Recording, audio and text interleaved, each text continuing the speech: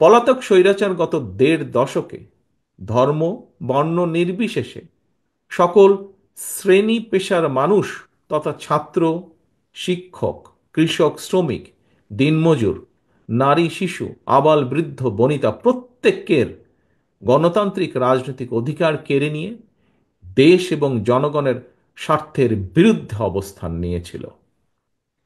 ফলে ব্যক্তি থেকে সংগঠন তথা বাংলাদেশের পক্ষের প্রতিটি রাজনৈতিক দলের সামনেই দেশ এবং জনগণের কল্যাণে নেওয়া তাদের নিজ নিজ রাজনৈতিক আদর্শ, লক্ষ্য কিংবা কর্মসূচি বাস্তবায়নের পলাতক স্বৈরাচারী ছিল প্রধান বাধা।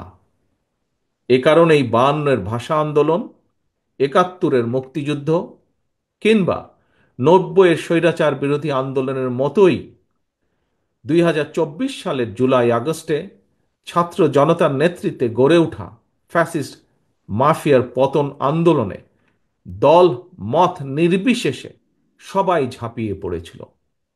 ছাত্র জনতার রক্তক্ষয়ী আন্দোলনে মাফিয়া স্বৈরাচার দেশ ছেড়ে পালিয়ে যেতে বাধ্য হয়েছে অবশেষে। মাফিয়া প্রধানের পালিয়ে যাবার পর প্রতিটি রাজনৈতিক দলের সামনেই এবার জনগণের কাঙ্ক্ষিত একটি বৈষম্যহীন গণতান্ত্রিক মানবিক দেশ গড়ার পালা। এই লক্ষ্য বাস্তবায়নের উদ্দেশ্যে রাজনৈতিক দলগুলো এখন জনগণের সামনে যার যার দলীয় আদর্শ, কর্মসূচি উপস্থাপন করবে, জনগণের সমর্থন আদায়ের চেষ্টা করবে। এটি গণতান্ত্রিক রীতি, গণতান্ত্রিক বিশ্বের স্বাভাবিক ও স্বতঃসিদ্ধ নিয়ম। এমন অবস্থায় কোনো কোনো মহল থেকে সংস্কার নাকি নির্বাচন এ ধরনের জিজ্ঞাসাকে বিএনপি, বাংলাদেশ জাতীয়তাবাদী দল তথা দেশপ্রেমিক সকল মানুষ, সকল রাজনৈতিক দল স্রেফ অসৎ উদ্দেশ্য প্রণীত কূট তর্ক বলেই বিবেচনা করে। বরং আমাদের দল বিএনপি মনে করে রাষ্ট্র, রাজনীতি এবং রাজনৈতিক দলের গুণগত পরিবর্তনের জন্য সংস্কার এবং নির্বাচন উভয়ই প্রয়োজন।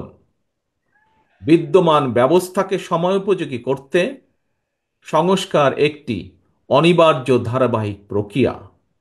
একইভাবে গণতান্ত্রিক ব্যবস্থাকে টেকসই এবং প্রাতিষ্ঠানিক রূপ দিতে নির্বাচনই সবচেয়ে বেশি গুরুত্বপূর্ণ ও কার্যকর পন্থা।